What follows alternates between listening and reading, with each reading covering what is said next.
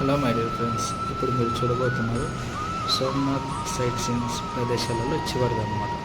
ఇది మనకు వేరావల్ స్టేషన్కి చాలా దగ్గరలో ఉందన్నమాట. ఇక్కడ నుంచి మనకి సోమనాథ్ ప్రయాణం మొదలవుతుంది. ఈ బాలక తీర్థం శ్రీకృష్ణుడికి ప్రధాన గర్భగుడి, ప్రధాన దేవాలయం.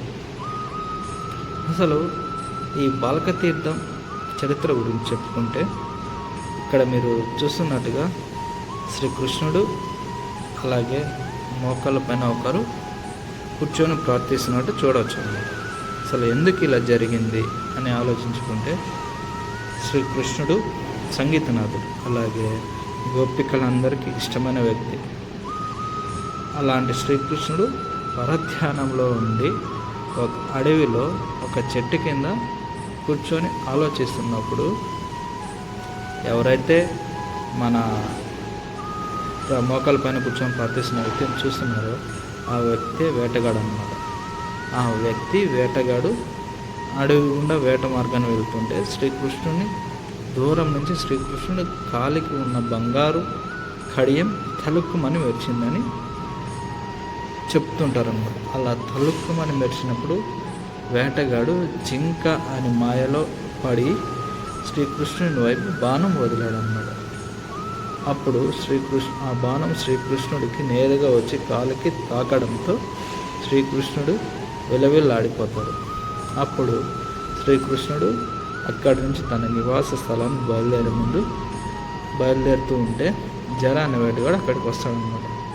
అప్పుడు చూసి, ఓ మహాప్రభు, మీరేనా? నాది తప్పు అయిపోయింది, క్షమించండి, నేను జింక అని పొరబడి నేను మీ కాలికి బాణం వదిలాను అని మోకాళ్ళ పైన కూర్చొని శ్రీకృష్ణుడు ప్రార్థిస్తారన్నమాట. సో అప్పుడు శ్రీకృష్ణుడు మౌనంగా తన నివాస స్థలమైన గోల్క్ధామ్ తీర్థం, ఇంతకుముందు కూడా మన గోల్క్ధామ్ తీర్థం గురించి మన వీడియోలో అప్లోడ్ చేశాను, ఫుల్ వీడియో చూడండి అన్నమాట. తన నివాస స్థలమైన గోల్క్ధామ్ తీర్థానికి వెళ్ళిపోతాడన్నమాట. అక్కడే తన ప్రాణాలు మట్టిలో కలిపేశారని చెప్పుకుంటారన్నమాట.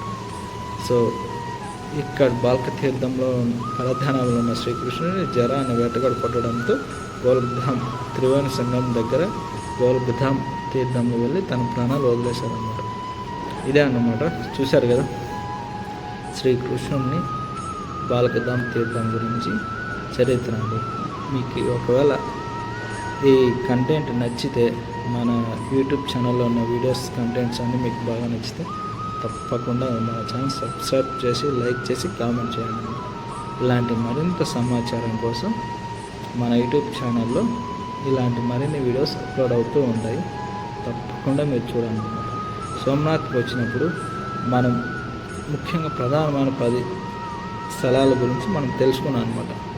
ఇప్పుడు మనం నెక్స్ట్ ట్రిప్ ప్లాన్లో వేరే కంటెంట్ చూద్దాం. అంతవరకు వీడియోస్ చివరి వరకు చూస్తూ నా ఛానల్ సబ్స్క్రైబ్ చేసి, లైక్ చేసి, కామెంట్ చేయండి. నా ఛానల్ సపోర్ట్గా ఉండండి. Thank you so much.